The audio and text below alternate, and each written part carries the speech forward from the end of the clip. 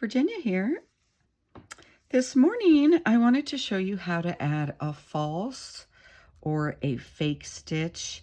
So sometimes when you're working on a basket, if it's getting a little bit bigger, your stitches start getting further and further apart, as what's happening here on my corners of this little basket.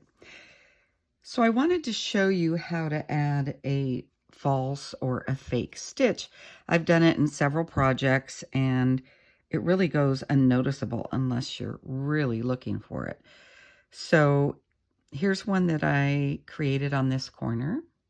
So now it blends really well because it's black. Now in this basket, I happen to be going through the pine needles on the bottom part because I want it very solid. These pine needles, they're kind of a blue-black, like they look really black on the bottom, but here they're looking blue-black, and they have so much give to them. They're kind of wobbly, or they remind me of licorice.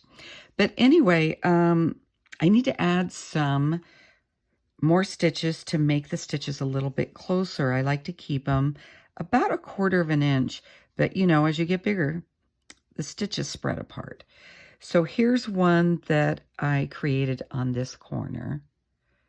And I did that by just going through the pine needles, creating a false or floating stitch, and then continuing with my regular stitches going through the pine needles.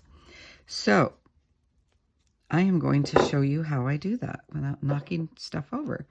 So let's get really close so you could see what I'm doing. I think I should be on camera.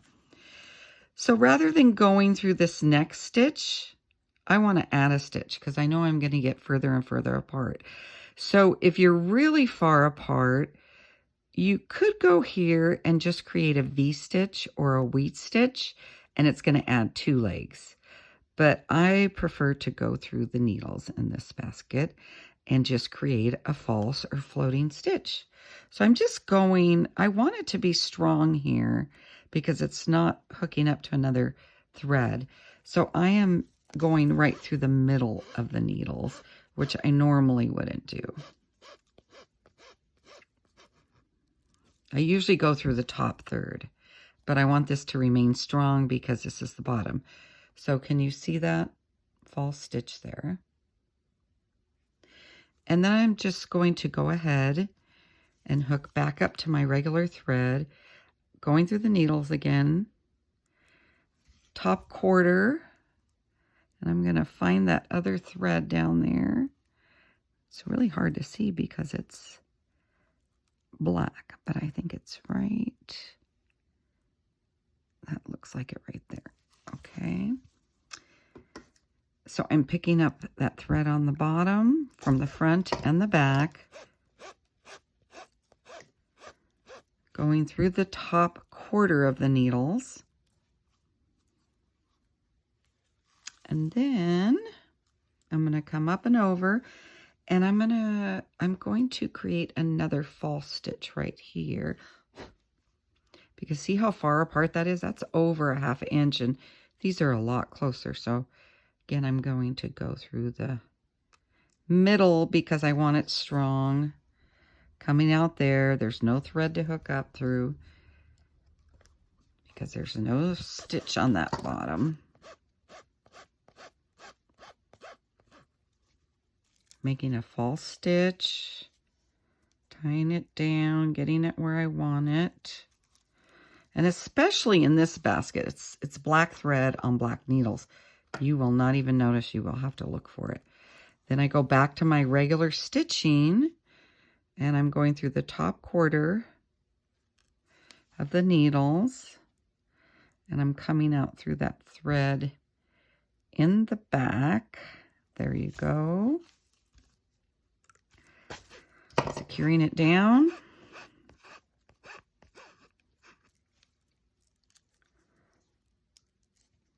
And there you go. It's not noticeable really at all. There, there, and now I've succeeded in bringing my stitches a little close together as opposed to being way out here. And then I just continue on with my next stitch. Go all the way around the basket, the same pattern. So like I said, these needles, maybe I put too much glycerin in, but they're very soft and supple, and they just remind me of licorice. But I just wanted to secure that down. So that corner's pretty stable. It's going to give me more room to work with. I don't know how big I'm going to make this bottom, but I will show you again. I'll work my way around. And then when I get to this corner, I'm probably going to add 2 false stitches here. So that's how you do it. I'll show it on my little red basket as well. Here's one I did quite a while back on this Twisted Sister. So there weren't enough, there was nothing to connect to on this bottom row. It's hard to create this curve. And so I didn't have a stitch there. So I came from the top, just went around the bottom, and that's a false stitch as well. You can see that there. There was really nothing to hook up to. The rest of these stitches match up. Well, these don't. They're just kind of hanging out there. But most of these stitches match up to another stitch below. I had to do the same thing further up. From here, I just had to connect down below, and it's not matching up in that bottom row. Anyway, I'm kind of calling that a false stitch or a floating stitch. You can also use the V-stitch or wheat stitch, just going through the needles twice. That would even create double stitches that you would have to hook up with on the next row. So I hope that helps, and I'll show you it on my red basket as well, because maybe you can see it better. Thanks for watching.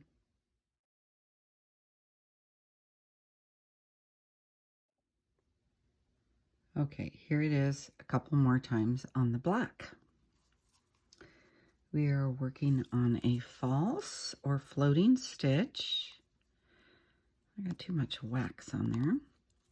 So I'm coming back to front. Here, we need to add a stitch. I'm going to go through the center of the needles. Oh, I almost picked up that stitch, but it'll pull over.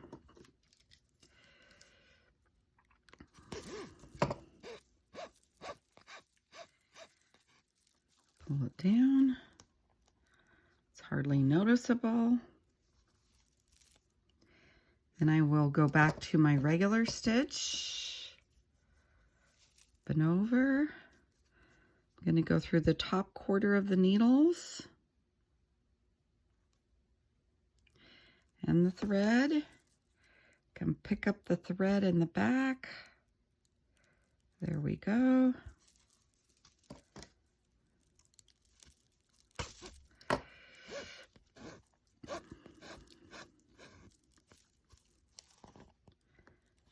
There's the floating or false stitch, fake stitch, whatever you want to call it. And then I will go to the next. I'm not going to create one here. Well, why not? It's going to start spreading out. So I'll go ahead and do it again. Right through the needles. Coming through the back. Knock stuff over. There's another one. It's going to continue getting bigger, so why not? It's going to get wider. Stitches are going to get further and further apart. So then this time I'm going to go through the top quarter of the needles, through the thread in the back, through the thread in the back. There we go. So this is really going to get us extra stitches. So wherever you think you need a false stitch, and if you really need extra stitches, just do a V-stitch or the wheat stitch. So then here on that bottom row, I really do need them. See how far apart that is? Now this row, we're getting a lot closer together. So I really do need a false stitch here. I'm going to go through the center so that it really holds it good. Looks like it's close on the back there to the other stitch, but it's fine because it's going to move around a little bit. There we go. Working around that corner. Got all this little white fuzz in there from this. I have to put something light behind it or you're not going to be able to see the stitches. I've had that problem before. So I end up just having to take all this fuzz off. Okay, now we are going to go back to our regular stitching, which is through the top quarter, through the thread, pick up that piece of thread in the back to hold it in place and to get uniform. See how the stitching is uniform in the back? If you don't pick up your thread in the back, it's going to be slightly over, which I have done that just for the look of it in other baskets. It's just whatever you want to do, however you want to do it.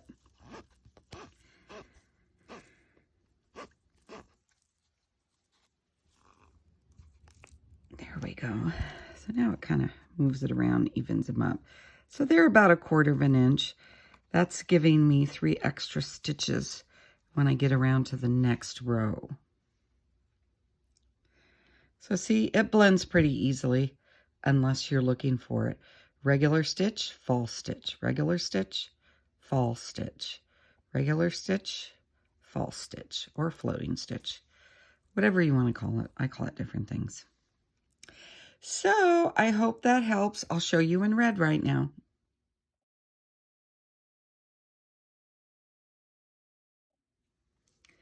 So this false or floating stitch is going to be a tie stitch. So let's see how this works. I wanted to do it for you in red because I was using black in the last video and it might be kind of hard to see. So now I don't think I've done this with a tie stitch before, but we're going to try it. So in the tie stitch, you're coming from back to front. This is not going to have a stitch in the middle, so it's not going to have the light pink down below. So back to front, we're going to do just like we're doing a regular tie stitch, but this is going to be a false or floating stitch. So doing the normal tie, just like we usually do, but there's nothing to connect to on the bottom. And we'll just hope that people don't notice it when they're looking at it. We're going to pull it tight, go up and over, pull across,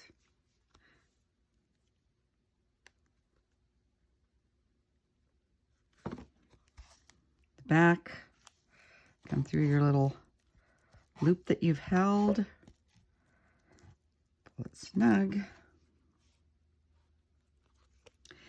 Then, so it is missing that little color in the center, but hopefully it won't be noticeable. And then we will go back to our regular tie stitch, back to front. When I haven't done this stitch for a long time, I forget I'm supposed to be going back to front, and it takes me a bit to figure out what I'm doing. But once the momentum hooks up, then I'm okay. And then back to front again. Just try to maintain where you're coming in and going out, so the back looks just as good as the front. Okay. Now these needles are a little stiffer, so I've got to guide them where I want them. And I'm going to open up that stitch a little more. So that's the false or floating one, fake one. Here's a real one. Here's my tie.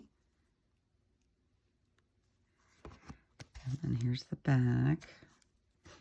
You probably already know how to do the tie stitch. Pull it tight. Okay. I got a lot of wax in there. Okay. So it might be noticeable if someone's looking for it, but you'd have to kind of look for it. So here we'll do that again. Now with the red on the regular colored needles, it'll show up. So see, we don't have a stitch to hook up to or to encase here, but we're just going to create a false or floating. So I'm going to try to go through the needles, through the center of the coil. I want it positioned right about there, right in the middle. Come up and over, going back down. Now I want to make sure to come up on the left side. We're pretending there's a stitch below, but we're just going to do like a floating. Come back up.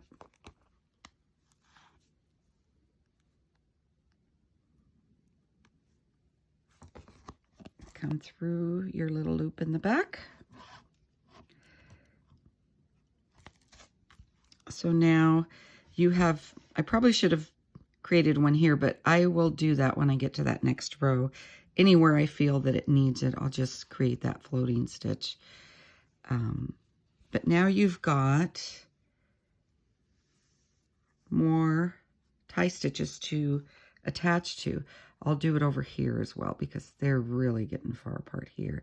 Now this is an odd shaped basket for this stone, so it's really hard to keep the stitches uniform, but anywhere within the basket I need it, I am just going to create this floating stitch, fake stitch, whatever you want to call it. And it's not real noticeable. It probably is more so on the red. But I'll do a few more in a minute when I get around the basket.